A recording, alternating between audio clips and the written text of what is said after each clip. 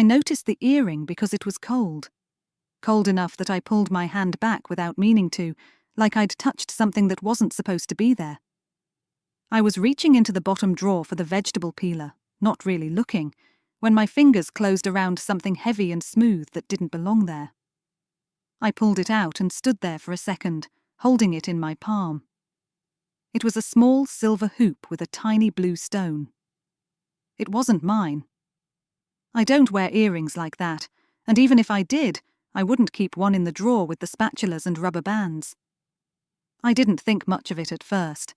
We'd had people over for dinner the week before, and that drawer is right under the counter where everyone sets their drinks, keys, whatever they're holding. Someone could have dropped it without noticing. I put it on the windowsill behind the sink, next to a dead fly I kept meaning to clean up. I figured someone would call about it eventually, or text. I went back to peeling the carrots for the stew. The peeler was dull, so it took me longer than usual. I kept shaving off thin, uneven strips instead of clean curls. My thumb stung where I'd nicked it earlier, but it wasn't bleeding anymore. Mark came home while I was still at it.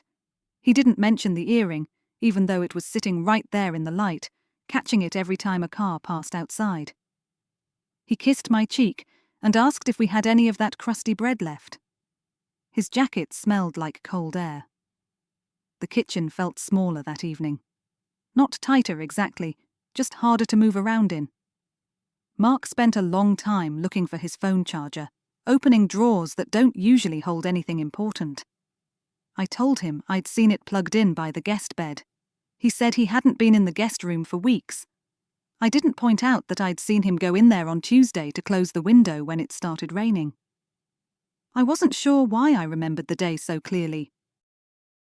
It didn't seem worth the energy to correct him. We ate our dinner mostly in silence, listening to the hum of the refrigerator. It has a specific rattle that starts every 20 minutes and lasts for about 5.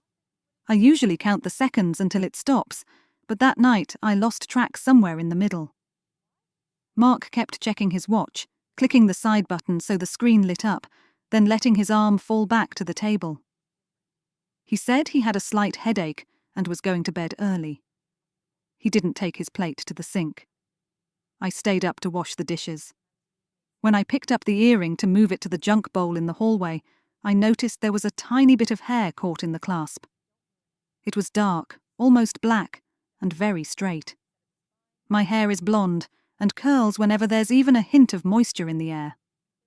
I held the earring under the kitchen light for a minute, then turned it over just to see the back. The blue stone wasn't glass. It was something harder. I don't know how I knew that. It felt cold against my palm in a way glass usually doesn't. I put it in the bowl next to the spare keys, some loose coins, and old batteries that probably didn't work anymore. The next morning, the earring was gone. I assumed Mark had found it and put it somewhere safe, or maybe the person who lost it had texted him and stopped by. I didn't ask. I was busy trying to find a matching pair of socks, and I was already late. Mark started staying late at the library. He's been working on his research project for 3 years now, so staying late isn't unusual. But he started coming home smelling like peppermint and something sharp, almost like laundry bleach. He said the cleaning crews use very strong chemicals after hours. I told him his skin looked pale. He laughed and said it was just the fluorescent lights. One night, he brought home a box of donuts. There were 6 of them, all chocolate frosted. I don't really like chocolate frosting, which he knows. I ate one anyway. The dough was dry, and it stuck to the roof of my mouth. He ate 3 standing over the sink, watching the dark backyard. He left the box open on the counter. I found a receipt in his trouser pocket when I was doing the laundry on Saturday. It was for a pharmacy across town, one we never go to. It listed a bottle of expensive shampoo and a pack of hair ties. The ink was already fading. I stared at it longer than I needed to, then smoothed it out and left it on the dresser. When he came back from his run, he saw it there. He said he'd picked those things up for his sister because she'd mentioned being out of them when they spoke on the phone. His sister lives 2 hours away. I wondered why he wouldn't just wait until he saw her. Then the dryer buzzed, loud and sudden, and I had to go take the sheets out before they wrinkled. By the time I came back, the receipt was gone. He didn't mention it again. On Tuesday, I went to the grocery store. I saw Mark's car parked in the lot of the cinema. It was 2 in the afternoon. I parked a few rows back, crooked, too close to the line, and turned off the engine. I wasn't sure why I was waiting. I told myself I was just tired. I watched the glass doors. After 10 minutes, a woman walked out alone. She was wearing a red coat that looked too thin for the weather. She walked past Mark's car and got into a blue sedan. A moment later, Mark came out. He didn't look around. He got into his car and sat there for a long time. I could see the back of his head through the rear window. He didn't start the engine. He just sat. I ended up leaving before he did because I remembered the milk in my own car and didn't want it to spoil. When I got home, I looked at the windowsill where the earring had been. There was a faint ring of dust where it had sat. I wiped it away with a damp cloth.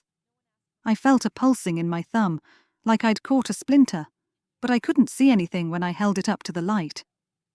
I made some tea and sat on the porch. The neighbor's dog was barking at a squirrel. It's a small dog that sounds much bigger than it is. Mark came home about an hour later. He seemed cheerful, almost light. He told me the library had been unusually quiet and that he'd managed to write 5 pages. I told him about the milk almost spoiling. He nodded and started unloading the dishwasher, putting the plates in the wrong cabinet at first, then fixing it. He was humming a song I didn't recognize. It had a slow, repetitive melody that didn't seem to go anywhere. We went to a wedding that weekend. It was for a cousin I hadn't seen in years, someone I used to recognize instantly and now had to think about for a second. The reception was held in a tent that smelled like damp grass and expensive perfume layered on top of it. The ground felt soft under my shoes, uneven, like it might give way if I stood in one place too long. Mark spent a lot of time at the bar. He kept bringing me glasses of ginger ale even though I'd asked for water. I reminded him once, quietly, but the next glass was ginger ale again. I drank it anyway.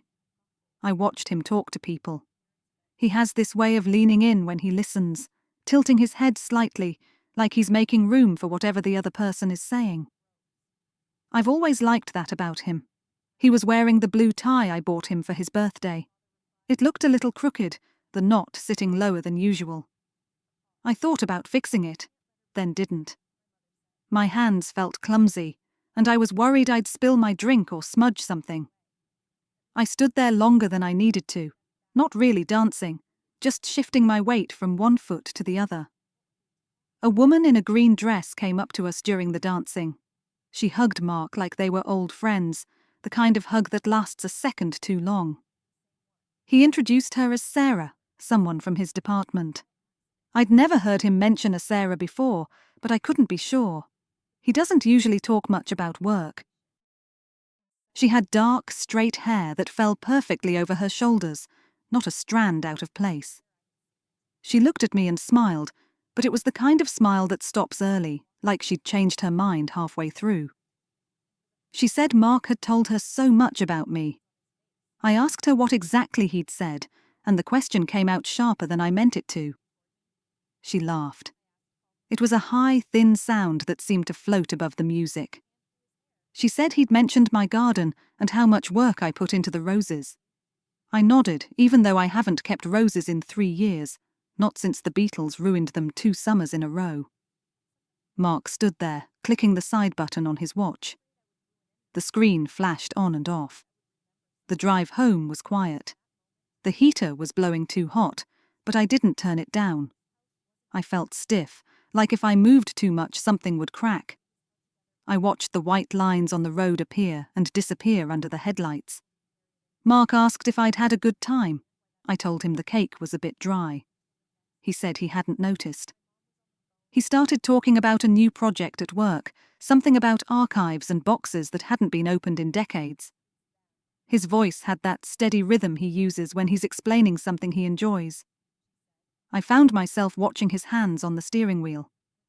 His knuckles were white, the skin stretched tight. I asked him if he'd seen the blue earring I'd found in the kitchen. He didn't look at me. He said he didn't know anything about an earring and that I must have misplaced it. I told him I'd put it in the bowl. He shrugged and said the house was full of clutter. He said it lightly, like a joke, but it landed wrong. I looked out the window for the rest of the drive. The next morning, I found a small bruise on my upper arm. I didn't remember bumping into anything, but that didn't mean much. It was a dull purple color, about the size of a coin. I pressed it with my finger. It didn't hurt exactly. It just felt tight, like the skin didn't want to move. I stood there longer than I needed to, turning my arm slightly, watching the color change under the light. I went into the bathroom and opened the medicine cabinet. Mark's shaving cream was gone. I checked under the sink, thinking maybe it had fallen or been knocked back, but it wasn't there. When I asked him about it later, he said he'd finished the bottle and thrown it away. The trash can in the kitchen was empty. I'd emptied it myself the night before. I didn't say anything. I just went into the bedroom and started making the bed, pulling the sheets tight, then loosening them again because they looked wrong. I found a strand of dark hair on the guest bed pillow while I was changing the linens. It was long and straight. I held it up between my fingers. It looked stiff, almost like a thin black wire. I stayed on my knees on the floor for a few minutes, just holding it, not really thinking about what to do next. The room felt colder than the rest of the house. I hadn't turned the radiator on in there for weeks. I put the hair in my pocket. I didn't feel angry or sad. Mostly I felt tired, the way you do after standing in one place for too long. I finished making the bed and smoothed the duvet until there wasn't a single wrinkle left. I went over the corners twice. Mark came in and asked what I was doing. I told him I was just tidying up. He looked at the bed and then at me. He asked why I was breathing so hard. The question surprised me. I hadn't noticed my breathing at all. I told him the duvet was heavier than I remembered. He stood in the doorway for a moment, his hand on the frame, like he was leaning on it without realizing. He looked like he wanted to say something. Then his phone buzzed in his pocket. He checked the screen and his face changed. It went flat, like someone had wiped something away. He said he had to take a call and walked out. I heard the back door open and close. I went to the window and watched him in the yard. He was pacing near the fence, talking quickly, gesturing with his free hand. He stopped once, then started again, walking the same line in the grass until it was darker there. I went to the kitchen and opened the junk bowl. The earring wasn't there, but there was a small scrap of paper with a phone number written on it. It wasn't Mark's handwriting. The numbers were loopy and slanted, written with a pen that must have skipped a little. I picked it up and held it. My hands were shaking, which annoyed me more than it scared me. I tried to memorize the number, but the digits kept slipping away from each other, like they didn't want to stay in order. I put the paper back where I'd found it. I decided to bake a cake. I didn't check the recipe twice like I usually do. I just measured the flour and sugar and hoped it would work out. The kitchen filled with the smell of vanilla. It was a good smell. It softened everything else for a while, even the sharp, clean scent that seemed to cling to the house lately. The cake didn't rise properly. It stayed flat and dense in the middle, like it had given up halfway through. I poked it with my finger to check if it was done, and the surface didn't spring back. I tried to cover it with frosting, but the frosting was too thin and kept sliding off the sides, pooling on the plate. I scraped some of it back up and smoothed it again, even though it didn't help. I left the cake on the counter. I didn't cover it. Mark didn't notice it when he came home. He went straight to the laundry room and started a load of whites. He never does the laundry. I stood in the doorway for a moment, watching him measure the detergent very carefully, like it mattered. He didn't see me. The machine started with a loud clunk that made me flinch. I waited for him to turn around, but he didn't. I went into the living room and sat down. I didn't turn on the TV or any of the lamps. The room was dim, but not dark. I could still see the outlines of the furniture. I sat there longer than I meant to, watching the shadows shift as the light outside changed. At some point, my leg fell asleep. I didn't move it right away. I wanted to see how long the numbness would last. A few days later, I found a bag of oranges in the trunk of my car. I hadn't bought them. They were starting to go soft, the skins slightly sunken in places. One of them had a patch of green mold near the stem. I stood there holding the bag, trying to remember if I'd stopped somewhere without realizing it. I couldn't think of anything. I took the oranges out and dumped them into the compost bin. My fingers felt sticky afterward, and I wiped them on my jeans before going inside to wash my hands. In the bathroom, I noticed a smudge of lipstick on the guest towel. It was a pale pink colour, close to the shade of the tiles, easy to miss if you weren't looking for it. I rubbed at it with my thumb. It didn't come off. It just smeared a little wider, like it had soaked into the fabric. I left the towel hanging there. I didn't replace it. I started noticing other things after that. A book on the nightstand that neither of us was reading. A different brand of coffee in the cupboard, darker than the one we usually buy. A pair of men's gloves sitting on the hall table, too small for Mark's hands. I picked them up once and turned them over, then put them back where they were. I didn't ask about any of it. Every time I thought about bringing something up, my throat felt tight, like there wasn't enough room to get the words out cleanly. I kept going about my day instead. I went to work. I came home. I made dinner. Mark was being very kind. He brought me flowers twice in 1 week. They were carnations, the cheap kind you get at the gas station, wrapped in crinkly plastic. I put them in a vase but forgot to add water. By the time I noticed, the petals were already browning at the edges. I saw the blue sedan again near the end of the week. It was parked at the end of our street, half under a tree. It was raining lightly, and the windshield wipers were moving back and forth even though no one was inside. I walked past it on my way to the mailbox and slowed down without meaning to. The windows were fogged up. I thought about knocking on the glass, just to see what would happen, but I didn't. I kept walking. When I got back to the house, Mark was standing in the kitchen, looking out the window. He asked if I'd seen anyone outside. His voice sounded casual, but he didn't turn around. I told him it was just the mailman. He nodded, but he kept glancing at the clock on the wall, then back toward the window. That night, I woke up around 3 a.m. The room felt too warm. Mark wasn't in bed. I lay there for a minute, listening, then got up and walked down the hallway. The light was on in the guest room. I stopped outside the door. I could hear a low murmur, like someone talking quietly on the phone. Then I heard a soft laugh. It wasn't Mark's laugh. It was higher, lighter. I reached for the doorknob. My hand hovered there longer than it should have. I was afraid of what I would see if I opened the door. Or maybe I was afraid that there would be nothing there at all. I dropped my hand and went back to our bedroom. My feet were cold against the floor. I pulled the covers up around them and lay there, staring at the ceiling. Mark came back to bed about an hour later. He smelled like cold night air. He slid in beside me and reached out to touch my shoulder. I pretended to be asleep. I kept my breathing slow and even, counting in my head so I wouldn't mess it up. His hand stayed there for a long time, heavy and warm through the fabric of my nightgown. I wondered if he could feel my heart beating. It felt very loud to me. Eventually, he fell asleep. I didn't. I watched the sky outside the window lighten from black to a dull, dusty grey. It didn't look like morning yet, just thinner darkness.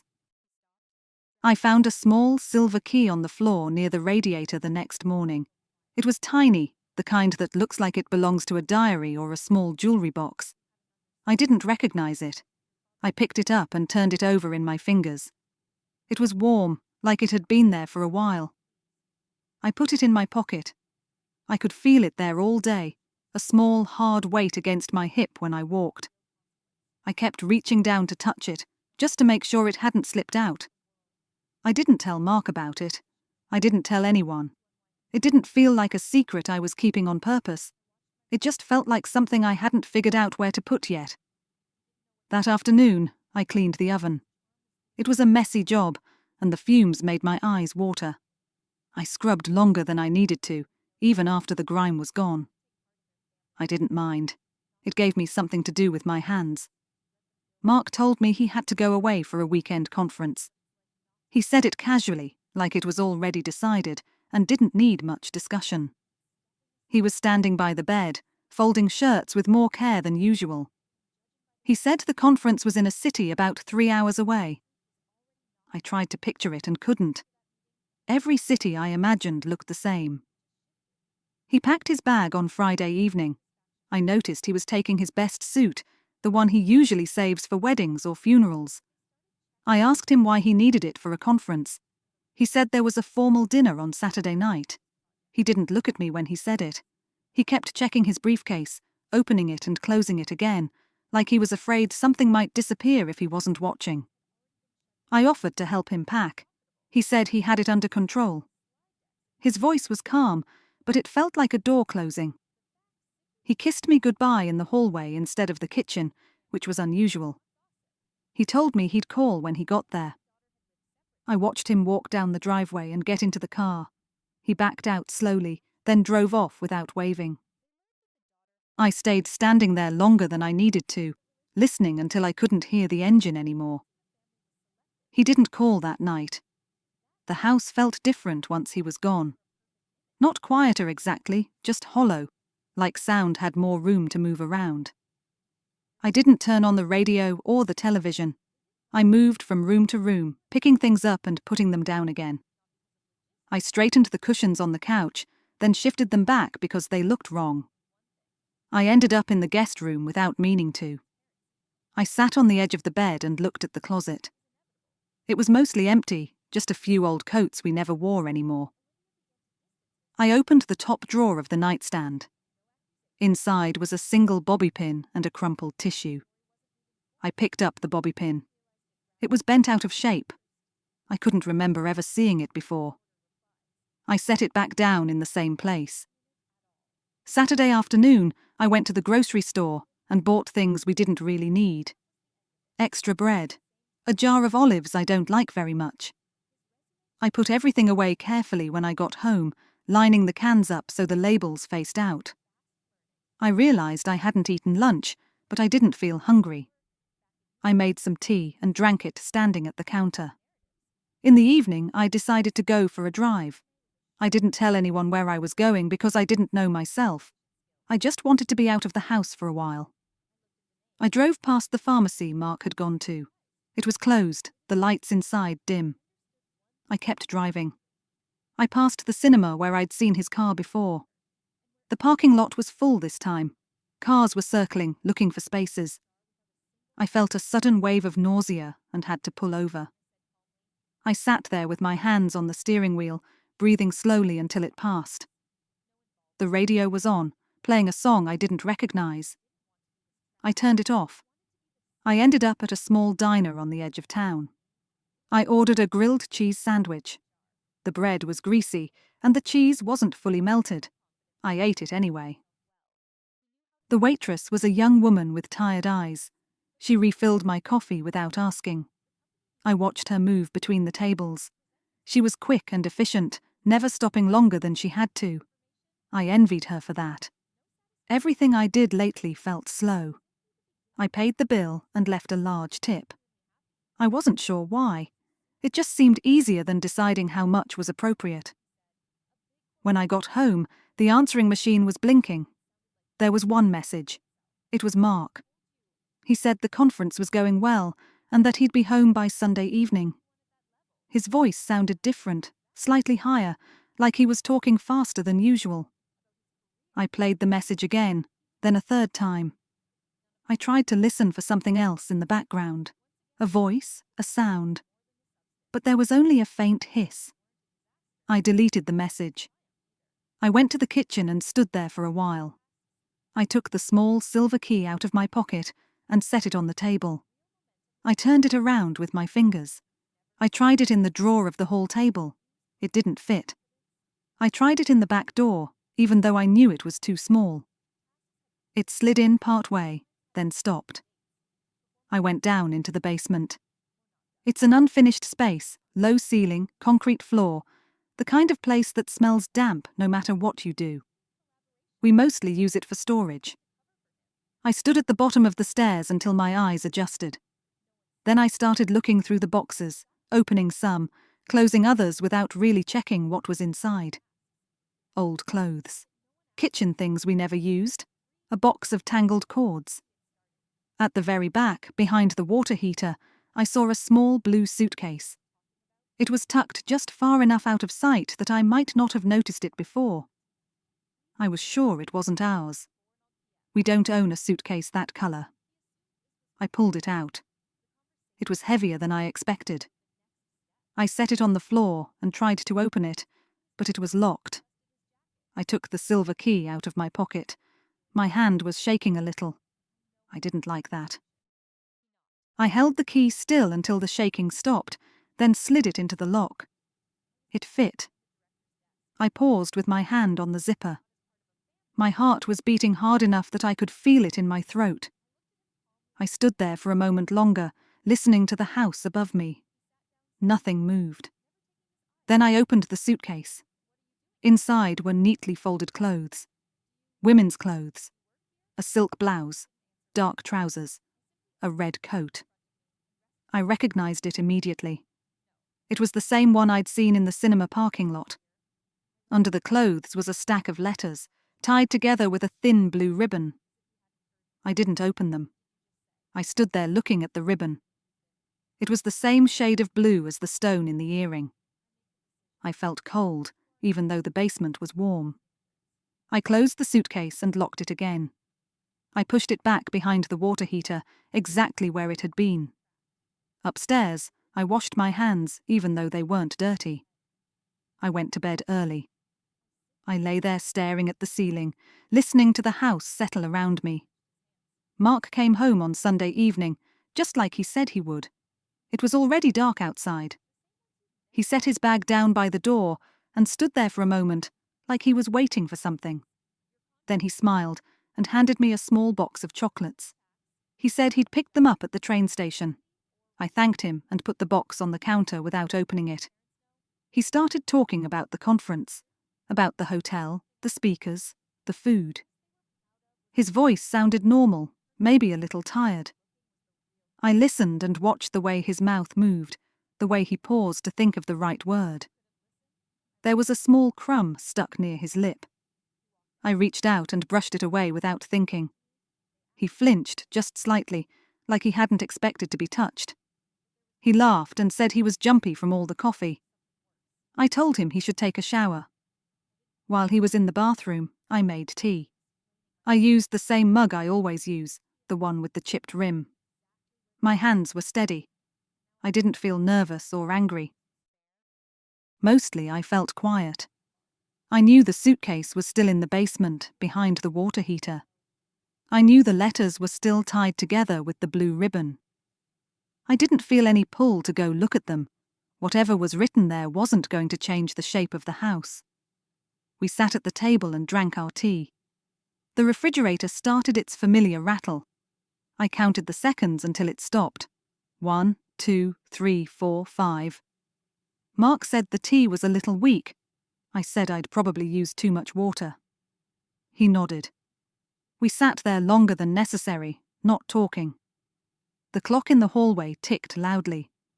I wondered if he was waiting for me to say something. I wondered if he knew I was waiting too. He looked older than he had a week ago. There were new lines around his eyes, or maybe I was just noticing them for the first time. I thought about the woman in the red coat. I wondered if she was cold in something so thin. I wondered if she liked chocolate frosting. It felt strange to think about those things, but they came anyway. Before I go any further, I want to say that if you're still here with me, still listening, I'm quietly grateful. And if you ever feel like subscribing, it really does help this space grow, though I'm just glad you stayed. The next morning, the blue sedan was gone from the end of the street. I noticed it when I went out to check the mail. There was a bill and a flyer for a pizza place we'd never tried. I brought them inside and left them on the counter. Mark was already gone for work. He'd left a note saying he'd be home late again. His handwriting was neat, careful. I folded the note once, then again, and put it in the trash. I went into the guest room and opened the window. The air was cold and smelled like leaves and damp earth. I stood there for a while, letting it come in. The bed was made neatly, just the way I'd left it. Nothing looked out of place. Later that afternoon, I went down into the basement. I stood by the water heater and looked at the blue suitcase. I didn't open it. I just rested my hand on the handle.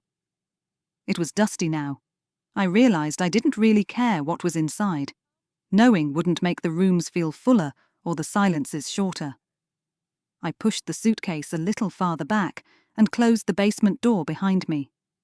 I put the small silver key into the junk bowl on top of the old batteries. It made a soft sound when it landed. I went into the living room and sat in my chair.